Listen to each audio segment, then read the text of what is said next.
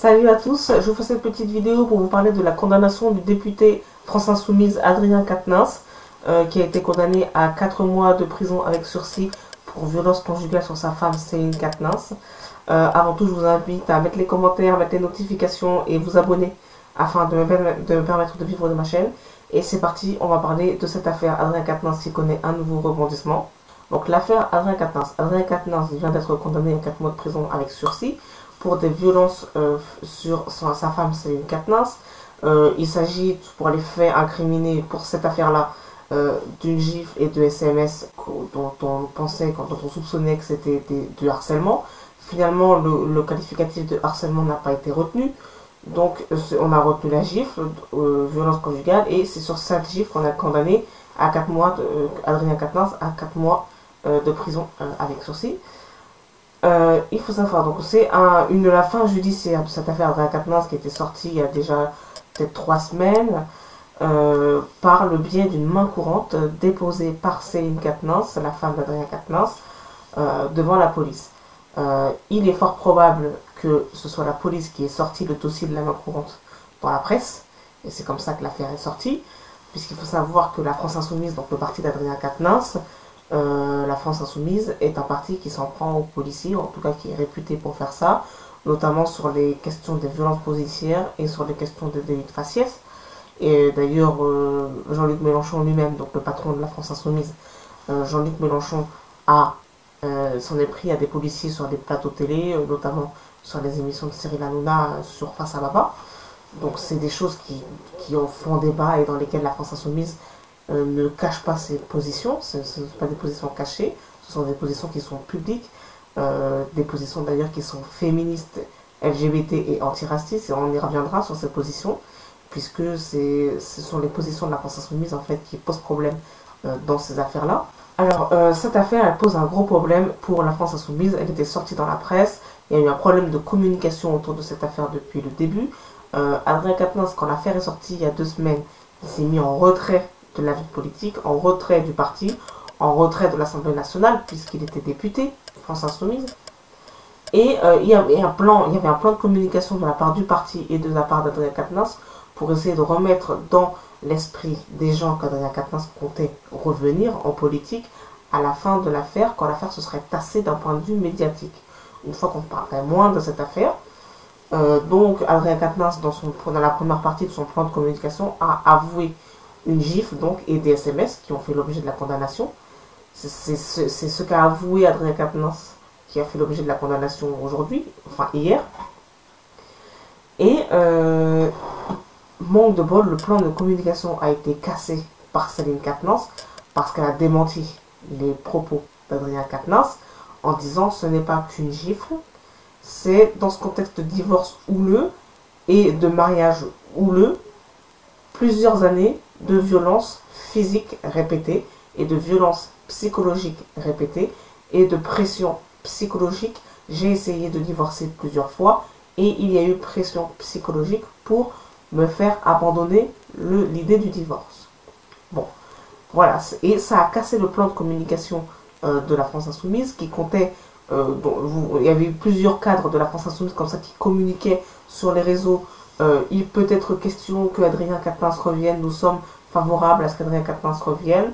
Donc c'était ça, et Adrien Quatennens a avoué de son côté une partie des faits pour pouvoir dire regardez, j'ai avoué mais je minimise les faits. Et comme ça me permet de dire que je reviens parce qu'il ne s'agit pas de violence conjugale grave. Et il y avait un début de plan de communication pour dire Adrien Quatennens se met en retrait mais a l'intention de revenir. Donc Céline Quatennens casse le plan de communication médiatique et ça oblige Adrien Quatennens à rester en retrait encore un certain temps, au moins jusqu'à la condamnation d'hier.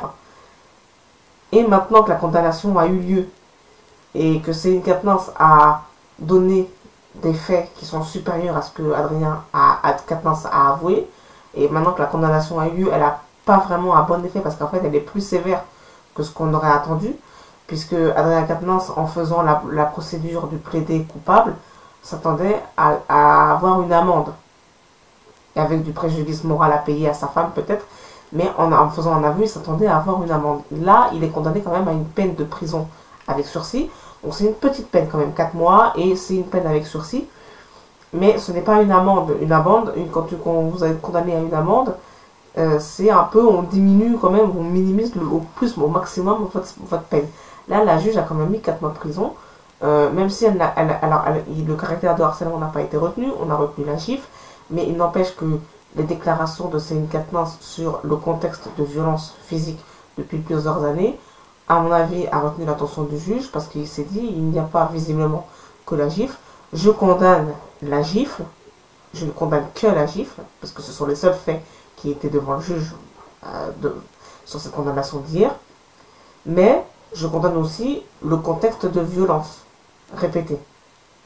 Donc, et le fait aussi que Adrien Quatennens a essayé aussi de servir un peu de la justice pour un peu minimiser et revenir sur la scène médiatique et politique en disant, vous voyez, j'ai pas été condamné très lourdement parce que les faits n'étaient pas si graves, etc.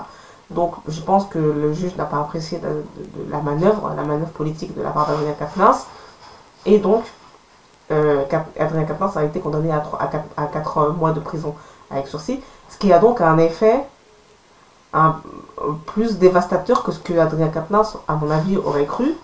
Et donc, du coup, son retour en politique est assez loin d'être évident maintenant.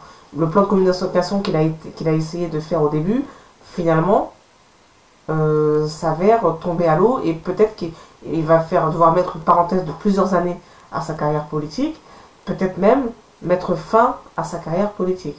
Donc là, ça commence à être un vrai problème pour Adrien Quatennens.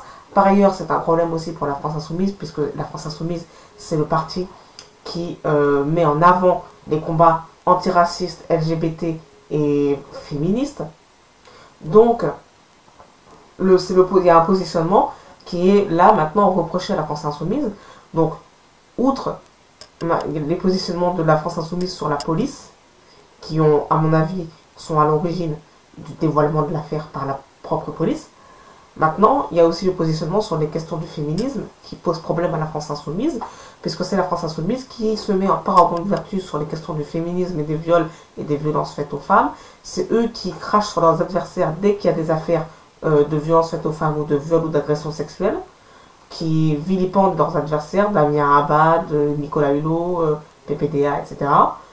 Et là, maintenant, qui sont frappés du coin de la réalité d'une manière un peu cruelle pour eux, parce que c'est eux qui dénoncent les autres quand les affaires sortent, parce que c'est eux les paragons de vertu qui se sont drapés comme ça dans la vertu du féminisme et de la lutte contre les violences faites aux femmes. Ce qui peut être une cause noble, c'est une cause noble en soi, mais pour eux, c'est aussi une stratégie politique. C'est une stratégie politique que d'aller sur ces sujets-là, parce qu'ils sont sur toutes les thèses, de toute façon, les thèses aujourd'hui qu'on appelle intersectionnelles et des thèses woke, puisqu'ils sont sur féminisme, antiracisme et LGBT. Or, l'intersectionnalité, qu'est-ce que c'est? L'intersectionnalité, c'est être éveillé aux causes qui mêlent plusieurs thématiques, telles que la cause féministe, la cause LGBT ou la cause antiraciste. Quand les trois causes se croisent, c'est de l'intersectionnalité. Eux, ils sont sur le créneau des luttes intersectionnelles, LGBT, antiracisme, féminisme, et c'est leur stratégie électorale. Ils envoient des circonscriptions dans le 93 parce que c'est là où leurs thèses font mouche, c'est là où leurs thèses fonctionnent le mieux, c'est là où ils sont élus avec les meilleurs scores, c'est là où les populations votent pour eux, parce que c'est des thèses qui sont développées par eux qui font mouche dans ces territoires-là. Donc non seulement ce sont des thèses défendues par ces gens, mais c'est aussi une stratégie politique électoraliste pour se faire élire, pour gagner des voix, pour gagner des parts. C'est leur thème, leur stratégie. Et ça leur revient comme un poulet. Voilà, l'affaire Quatennens, c'est la réalité qui s'oppose à vous. Voilà, c'est tout ce qui arrive à la France Insoumise. Et il ne faut pas oublier aussi que cette affaire, c'est aussi la possibilité pour les femmes du parti, donc comme Clémentine Autain en premier lieu, mais aussi Daniel Obono, Raquel Garrido, Manon Aubry, Mathilde Panot. C'est l'occasion pour ces femmes qui veulent le pouvoir au sein de la France Insoumise et qui veulent avancer, gagner du galon et être des femmes de premier plan dans la vie politique. C'est l'occasion de l'affaire Adrien Quatennens d'essayer de faire dégager Adrien Quatennens et de prendre sa place. C'est extrêmement clair. D'ailleurs, la question a été posée à Clémentine Autain dans l'émission Quelle époque par Léa Salamé. Allez-vous vous présenter en 2027? Elle n'a pas répondu d'une manière très claire. Mais si Léa Salamé pose la question, c'est que les luttes internes au parti La France Insoumise sont connues, depuis un certain temps déjà d'ailleurs. Et d'ailleurs, la lutte interne pour prendre la place d'Adrien Quatennens ne se situe pas qu'au niveau des femmes, puisqu'il y a aussi Alexis Corbière et François Ruffin, Emmanuel Bompard, donc 3 hommes, qui sont aussi dans la course pour essayer de prendre des places. En témoigne la récente nomination de Manuel Bompard, donc un homme, en coordinateur de la France Insoumise. En plus, ça a été contesté par plusieurs femmes dans le cadre du parti, dont Clémentine Autain. Et ça a aussi été contesté par Alexis Corbière et par François Ruffin. Donc, tout le monde veut la place d'Adrien Quatennens, veut monter dans le parti, être en mesure de prendre du galon maintenant pour éventuellement 2027, voire plus tard. Je précise qu'il y a une rumeur qui court en ce moment qui dirait que Emmanuel Macron aurait pour projet politique, ou en tout cas comme hypothèse probable, de démissionner en tant que président et de provoquer de nouvelles élections présidentielles. Il y a aussi la thèse de la dissolution qui arrive aussi. Donc c'est très, pour l'instant, le terrain est friable. C'est-à-dire que la France Insoumise, ils pensent éventuellement à 2027, mais ils pensent aussi à avant.